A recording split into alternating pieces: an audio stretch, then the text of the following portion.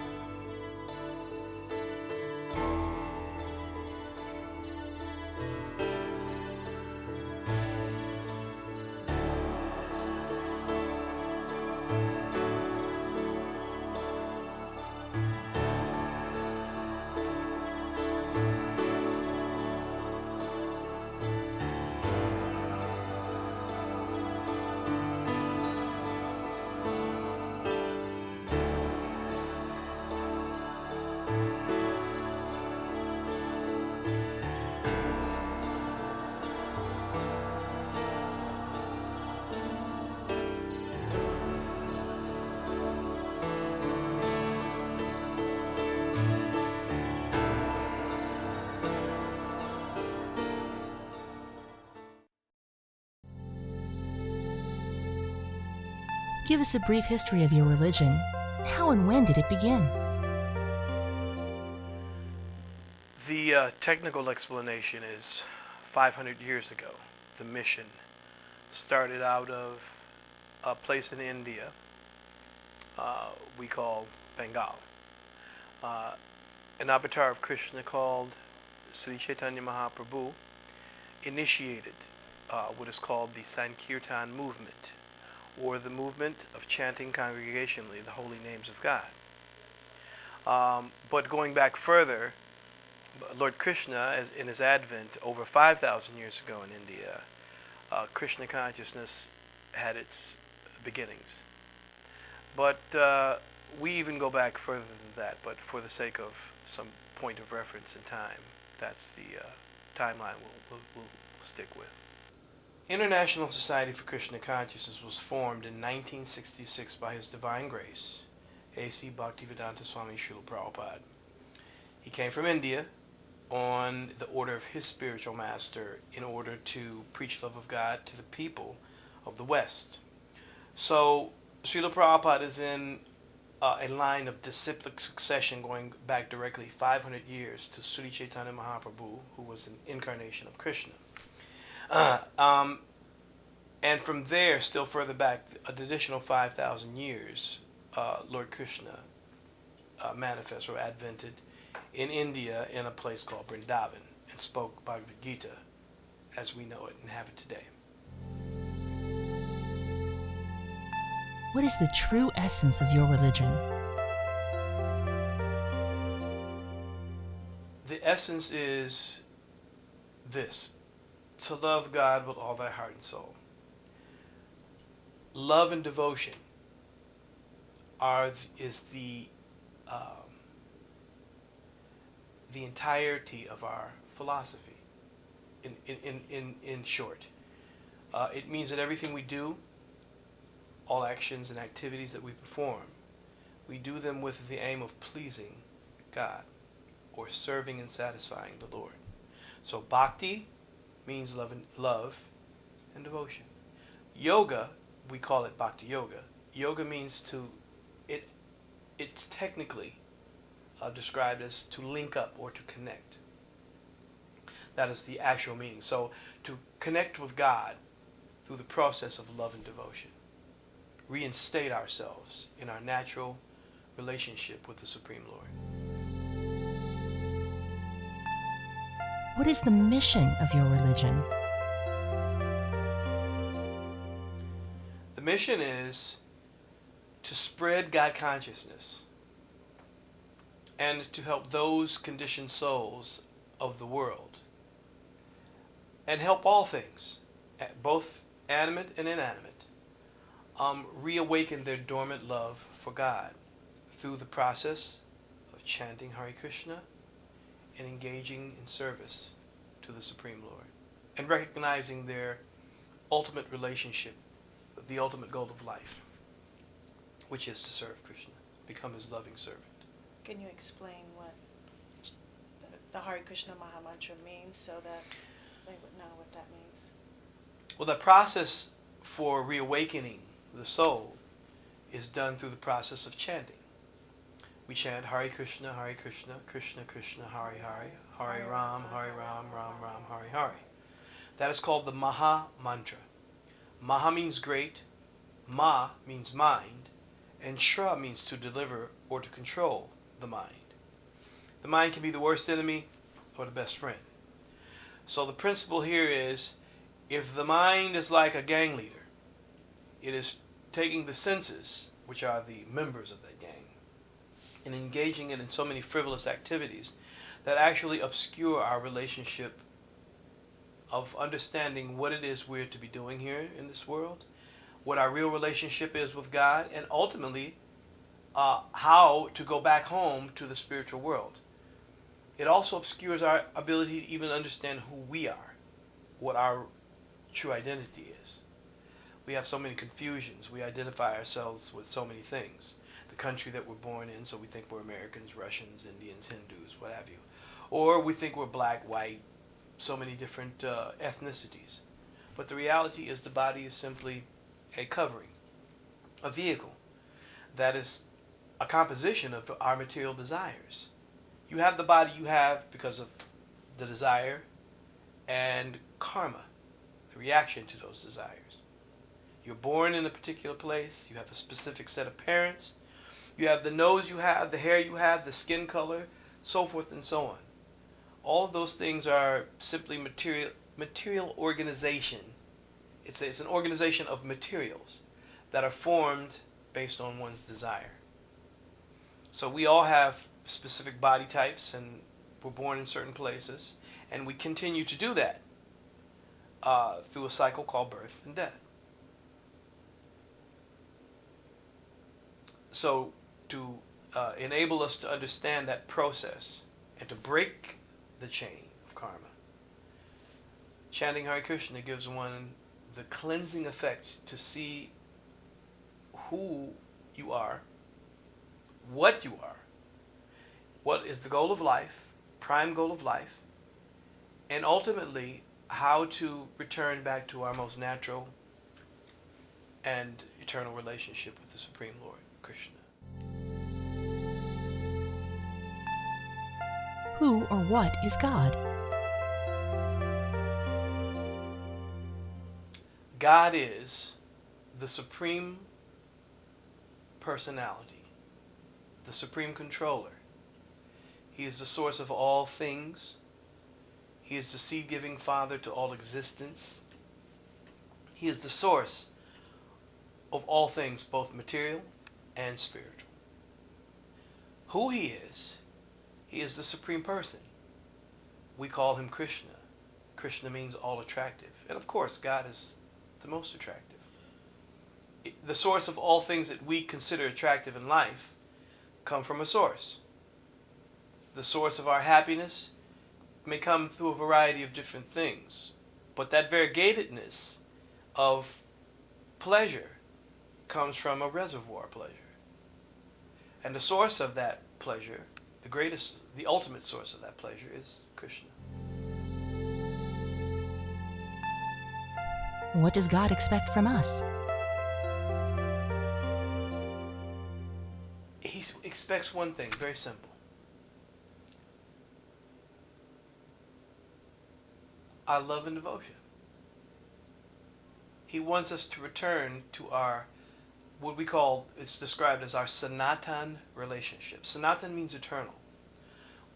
We have a relationship that's based on absolute love and absolute devotion, wherein there is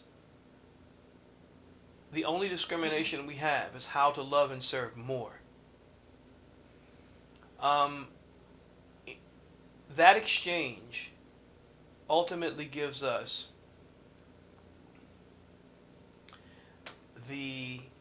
you could say, the spiritual bragging rights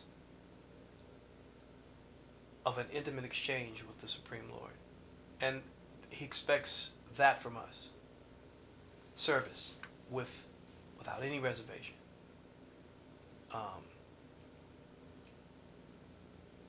He expects us to follow him through the process of love. Because ultimately, what is the basis of service? You serve with the intent of pleasing. That's real service. We're not speaking about the basic service that goes on when someone pays you in exchange. It's not commerce. We're talking about the highest, in fact, the highest form of that kind of love we may find in that exists between a mother and child. The mother serves the child without practically any expectation of return. Her true return is in giving her devotion and love and attention to that child. So the closest thing that we can relate to in the spiritual world that we experience here is a mother's love for a child. So we want to come to that platform again. We want to reawaken, because it is a natural condition within our soul. To love God is very natural. What it has become unnatural because we're in a material atmosphere and confused by so many other false identities about who we are and what we should be doing. So we've adapted to many restrictions, some seen and unseen. But we've become conditioned by thinking that we're these bodies. And all of the different stereotypical effects that come along with thinking that you're that body. All of the different intricacies and difficulties that we experience when associating with others whose bodies may be a little different from ours. Just think of it. Just a few millimeters of skin covering creates so much difference in the way people deal with each other. When in actuality, when you pull those few millimeters back, we absolutely all look exactly the same. But the outrageous effect of our attachment to what we would like to think of ourselves is based on skin disease. One person has the disease that I'm a Russian. One person has the disease that I'm a black man. One has the disease that I'm Latino. One has the disease that I'm white. And again, I say the audacity of that kind of ignorance is that it displays itself in so many dysfunctional aspects throughout society. I don't like you because not only are you black, but you're not as black as I am. Or you're white, but you're not pure white. When you try to identify the soul or the self as something external, you lose sight of the absolute reality, who you are, and who the Supreme Lord is. So there can never be any true peace. Temporary peace may be achieved from time to time. But there's always conflict because we're conflicted within ourselves. How does your religion prove the existence of God? Actually, the proof of anything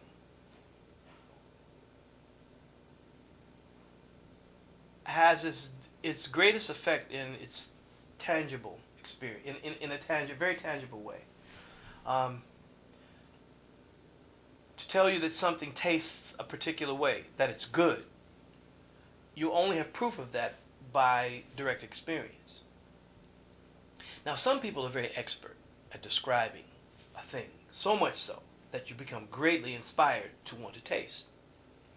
I can describe to you a particular type of foodstuff that's so incredible that when I eat it, immediately, just by thinking of how wonderful it tastes, I start salivating. And I can describe to you how, when it enters my mouth, it creates a sensation of pleasure that's inconceivable to die for. And then you'll say, ooh, I'd like to taste that thing. And upon tasting it, my experience becomes your experience. And then you elaborate on it, and then you want to share it with someone else. So basically, how it's proved is by application. It's the theory is there. Just like the proof of water, how it exists. There's a chemical, hydrogen and oxygen, combination of those two things, those two elements produces water. That's the scientific reality of it. And to experience it and what it does, one has to take it to understand its qualities. And to understand how it exists means that you have to give yourself the opportunity for the experience. Otherwise, there's no way. There's no true way. So proving something comes on the basis of hearing from an authority or hearing from someone who has experienced that truth. Then intelligently discriminating. You give it some test, but the real test will be in the application to test the theory. So theoretically, and some theories don't work. Many theories don't work. So we say how our religious experience is just that, experienced, comes through the application of it. And of course, faith has to be there. You have to have enough faith in order to even endeavor to even try to practice it. There has to be some faith. So faith is also very important. But even in some cases, one can be totally faithless. Mm-hmm. Sometimes, just in life, we are going about not knowing of the existence of God or even wanting to know. We can even be atheists as we think, which is a funny thing because you become convinced that there is no God, but truly you require the mercy of God even to think like that. See, God isn't God because you believe in him. He's God totally independent of our belief. I mean, he couldn't be God otherwise. God means a supreme being. So it isn't because a bunch of people got together and discussed something and said, oh, this must be God, that now he's elected like some democratic process. No, he was supreme, far, far, far beyond and above our minuscule ability to think that he was God. God was a revelation that we experienced, but he was always supreme. He's the source of eternality. He's the source of all. He's the source of the light and the sun and the moon. He's the controller of time. He created time. He's beyond time. He's transcended time. He's eternal. I mean, that's God. Otherwise, if there's something less than that, then that's not God. If it's something we can put our minds around, then quite frankly, then that's probably not very supreme. What role does prophecy have in your religion?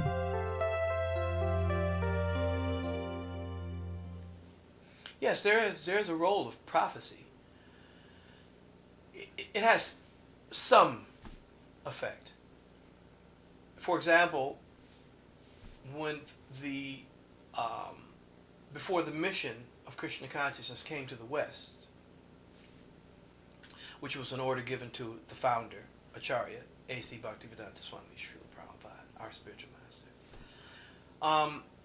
there was a divine vision where one of our predecessor acharyas, it was the father of his spiritual master, our spiritual master was Srila Bhaktisiddhanta Saraswati Thakur. His father was Srila Bhaktivinoda Thakur. And one day in Godrum in Bengal, he looked to the west and saw a light. He had a vision. And that light, he envisioned a temple, a gigantic temple and community, where he saw that people from all over the world, not just in India, from all over the world would one day come together and would, in a tumultuous, resounding fashion, chant the holy name of Lord Chaitanya. Gauranga, Gauranga, Gauranga. He had that, and he prophesied that there would come a messenger, a divine messenger, who would come and break open the storehouse of love of God, Krishna consciousness, and take it around the world. And that was our founder and spiritual master, A.C. Bhaktivedanta Swami Srila Prabhupada. So Srila Prabhupada was blessed with the ability to bring this Krishna consciousness movement.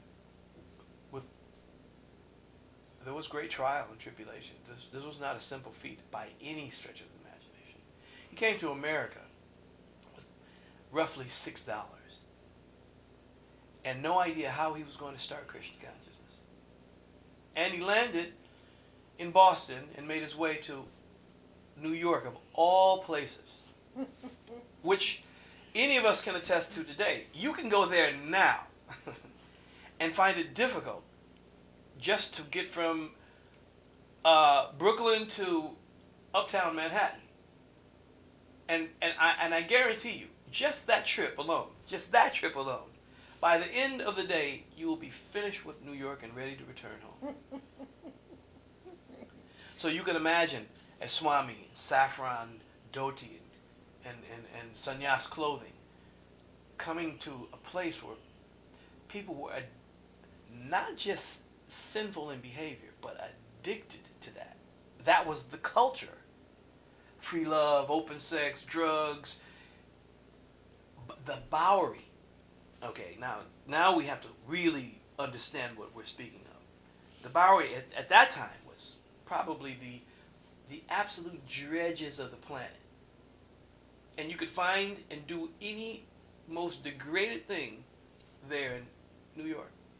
So he landed there and started the movement from that, I wouldn't call it a vantage point, but he started from that place. Very, very humble beginnings with great difficulty. What is the role of nature in your religion's belief about God? The role of nature is that we respect nature very much so, because we also understand that is the energy of Krishna. Everything is Krishna. We said everything emanates. So our respect for the sun, the moon, the planet itself, the source of water, we understand very nicely is explained. Even the taste of water, when you appreciate the drink of water, rasoham apsokunteya, that taste in water, Krishna says, I am that. He says, I am the light of the sun and the moon. I am the strength of the strong. I'm the ability in man. He is the Bijapita. He is the father, the seed-giving father of all existences. So, respectful to nature means that we understand the order by which it is to be respected and appreciated. So we take things and utilize them very simply. We take the flowers and we offer them to God. We take the grain and the foodstuffs that are naturally being provided, and we create the commerce exchange of eating and purchasing from more of an agrarian concept. And by performing the sacrifice at this age, which is called chanting the Hare Krishna mantra or the Sankirtan movement, a lot of people have chided us and made light of the Hare Krishnas in airports and on street corners and so forth. But truly, by that experience, so many people who've just heard in passing by, they actually may have even been a little negative at some point. Look at those guys, bald head, the sheets, they're wearing bed sheets, and what are they doing? Only to find themselves a few years later wearing that bed sheet and having a bald head and playing the little symbols. Now we've become much more sophisticated in a certain way in terms of presentation because we've all matured. Many of us have been around for 35, 40, 45 years now, since the early 60s.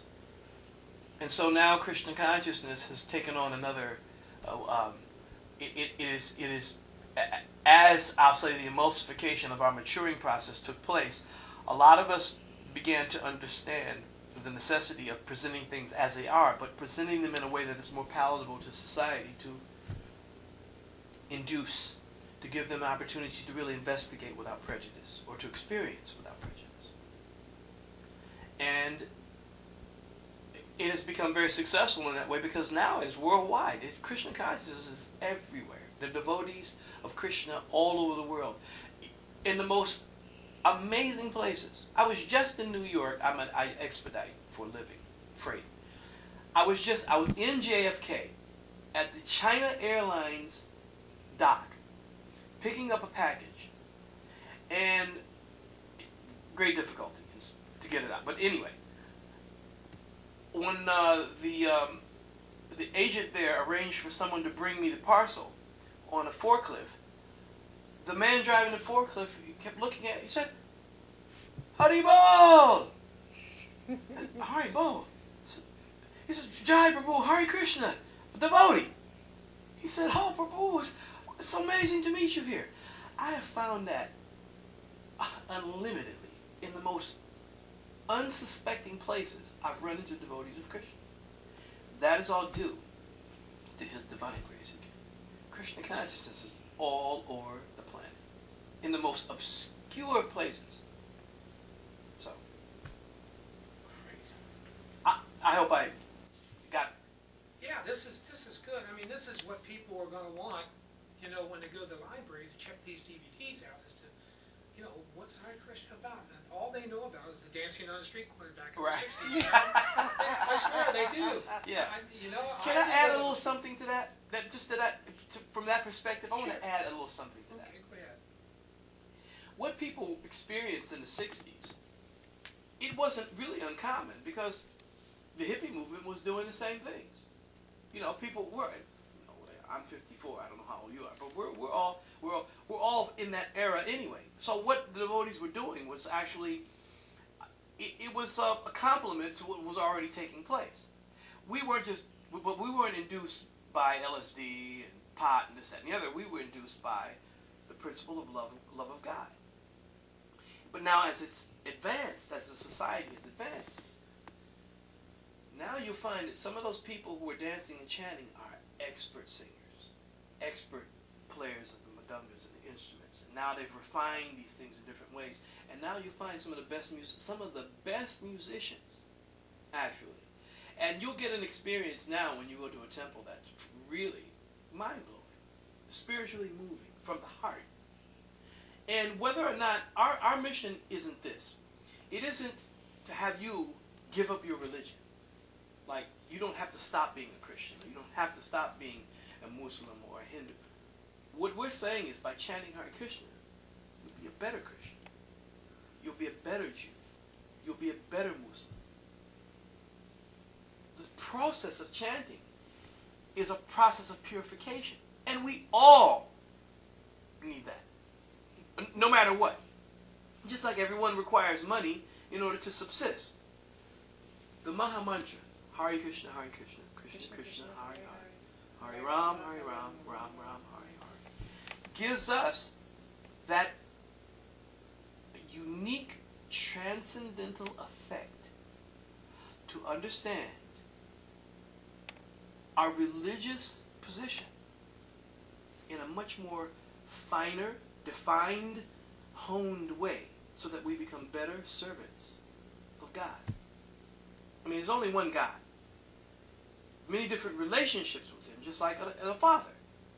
You have some children who have a very reverential relationship. Yes, Father. You have some children Father has another relationship with. And, hey, Pops, what's going on? You have other children have different relationships with the parent. So religiously, depending on time, place, circumstance, God is manifested in different ways. Ultimately, there's only one God. He just has different names. And because of those names, people have different relationships. How does your religion differ in beliefs from other religions? What do you have in common? The differences are that we have technically, our standards of worship, the details of our worship are radically different in some ways. We follow regulative principles: no eating, no gambling, illicit sex, and intoxication. No form of intoxication, no tea. Certain teas are not used. Certain stimulants, so forth and so on. So that's one of the fundamental differences.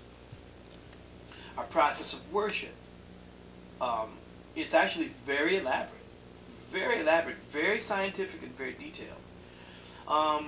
The forms of Krishna, Radha and Krishna, that you see on our altars. And this is a great opportunity to express this particular point. Idolatry, the technical understanding of the word idolatry means some concocted form of worship.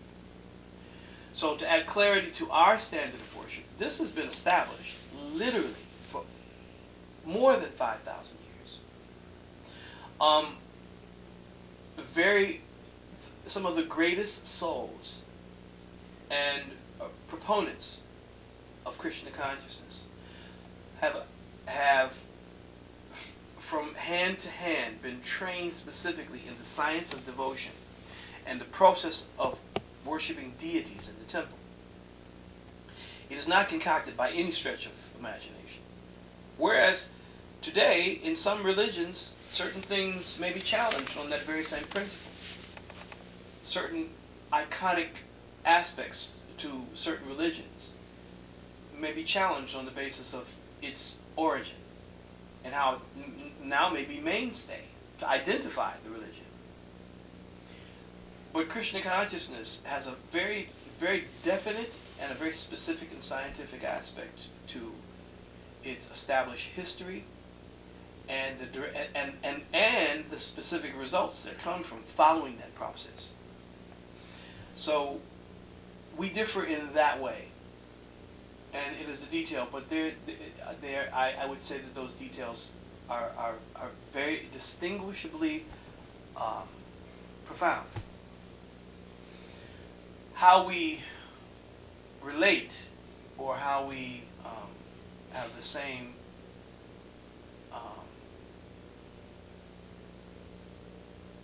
goals or the same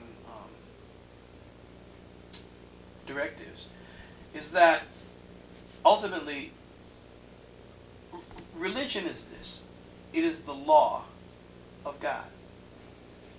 Religion is like the laws that one follows in order to get closer in his relationship with God. That's how we regulate ourselves spiritually, to follow the pattern of 24 hours throughout our lives, what we do and how we do it. And religious practice helps us become better in our devotion. The purpose of any religion should be ultimately to love God with all thy heart and all thy soul. In the Bhagavad Gita, Krishna says, all of them as they surrender unto me, I reward them accordingly. So how much you give your heart, how much you truly give your heart and of yourself, is ultimately how much you'll develop your understanding.